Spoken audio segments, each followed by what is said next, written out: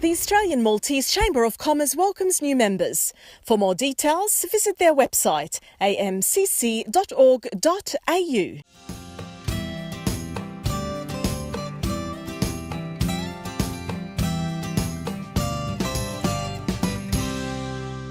U fl-aħħar taqsima tagħna llum Mark Avellino ser laqgħana ma' Sandra Sciberras, direttriċi ta' films Osra. Today's guest is somebody that I've got a connection with going back many, many years to high school days in West Sunshine, and that is film director Sandra Sciberras. Sandra, welcome aboard Maltese Down Under. Happy to be here. It's great to sort of catch up with people years later and just see what's happening with them. Yeah. And one of the things, I remember hearing about Caterpillar Wish quite a few years ago, and seeing your name associated with it, I was like, I didn't even know you were doing film. So the first question I've got for you is, how did you end up in the film industry? Yeah, sure. Well, you know, western suburbs of Melbourne were very interesting back then. You know, not a lot of opportunities for kind of, I think, creative artists. But I was really interested in drama, and I was pretty obsessed with television and all that kind of stuff. So I applied for drama school when I was like 19, straight after high school, and I couldn't believe I got in. So the moment I got that opportunity, I knew that, okay, I'm a pretty bad actress, but I can't be that bad. Somebody wants me. So I jumped at it with no experience. And then, so I studied drama for about 3 years, and that led to, it wasn't enough for me. I felt like I was much of a stronger storyteller. And, but a lot of women, I mean, you know, women just I didn't know women made movies. So I just always felt like you didn't really make films. You know, you were kind of maybe a producer, maybe a writer, but not necessarily a director. But that was what the whole world was kind of like, and there was only really a handful of women that did it anyway.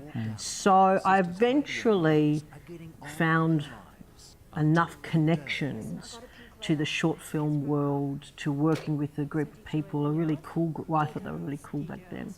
Group of people that came out of this film school, you know, called Swinburne, and it was just a really, really good film school. And I just noticed a lot of good filmmakers kind of came out of the two kind of biggest film schools in the country.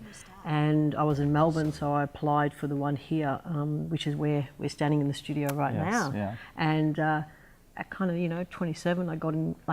I was surprised I got in. But after a few years of theatre and just being in the arts, I just grew really I was attracted much more towards cinema, and I just wanted to be a cinema kind of director, a film director. You've got a Maltese background, yes, with a name like Sciberras. Yeah. And I know that you have been working quite hard on a project called the Three Lucias. Yep. Which is kind my passion project. Is your passion project? My passion project. Do you want to tell us a little bit about that? Yeah, it's when they say passion projects, a passion project for a reason. It's either really difficult to financially kind of structure. It certainly was not a difficult film to write. In fact, it was an absolute pleasure to write. I've done a master's degree on it, and I've worked with a great producer on that project, David Redmond. And we've had a lot of support as well from Film Victoria. So the script is gorgeous, and it's good enough to have attracted a really nice cast, international cast as well. But it's just financial. It's just a difficult film to finance. Yeah. I've had the Spanish throw money at me to go, well, just make it Spanish, and I'll make it Italian. And you go, no, I don't. So I'm being stubborn a little bit, longer, because I really love the story, and I really want to shoot it in Valletta, and I really want to shoot it in the places that I think are some of the most unique places for stories on the planet, hands down. And I'm not that interested in showcasing Malta as a piece of showcase. You could do that with a poster. True. It's about the people and the stories that come from the country and the history. I know you've done quite a few involvement for quite a few short films, whether that's directing, writing, or just being Oh, and, part of the and whole just crew? being part of the the crew. university and an academic as well. Yeah. So you know, when you're in that immersion, you know, and Yeah. you're around students, and Yeah. you're kind of I guess encouraging them and helping them through their process. Yeah. I guess you're also learning things yourself in that whole area, aren't you? Yeah. Do you sometimes think that your upbringing and your cultural background sometimes influences the way you deal with people and the way that you kind of work in the industry? I think very much. I think just being Maltese when we were Maltese was a really interesting place to be anyway. That's true. It's kind of like we weren't, when there was the big flood of migration, you know, we weren't Greeks, we weren't Italians, we were this little thing place called we're from where, you know, and I mean, so that in itself makes, I think it's different. I don't exactly know how to explain it, but it was always, you always felt like you were on the outside, but also for me personally, a lot of people really used that as a point of interest. People liked that as well, and they were interested. And then that would help encourage me to kind of talk about it, which meant I would go back to mum and dad and would talk about Malta. So it became a big part of who I was and who I am as a story. I still talk about bloody Malta. Here we are, we're talking about Malta. I mean, we're passionate people about our parents' country. Yes. Intrinsically, not my country. My country is Australia, but it's my parents' country, but I adore it. And I think that helps with my students as well. It's always half the time, I mean, I'm constantly talking when I mentor anybody, and I mentor people from a lot of different countries in the world. You just have to understand where you come from. It has to mean something to you. And if it doesn't, then I don't know what you want to make a film about. You know, kind of like, I don't get it. You know, I don't get it. You should be able to draw on that in anything that you do, any genre, in anything, creatively. Having that connection. Having that with it, connection. So that's, I think, one of the big things that I'll push my students.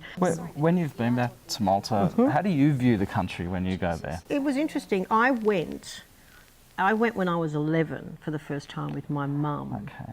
Yeah. And I went to say, you know, to meet my nonna and just meet my extended family. So it connected me as a child to the island, and I know that was the trigger to a love for the country now. My connection with that country at that time, at that young age, was really quite pivotal. And the first opportunity I had when I made my second feature, and I went to Cannes, the film festival, and I kind of went around. First thing I did was go to Malta, and I wanted to go and I wanted to see what the film industry was doing, and I went purposely to go find a story. I have a relationship with the Malta Film Commission. I have now for 7-8 years.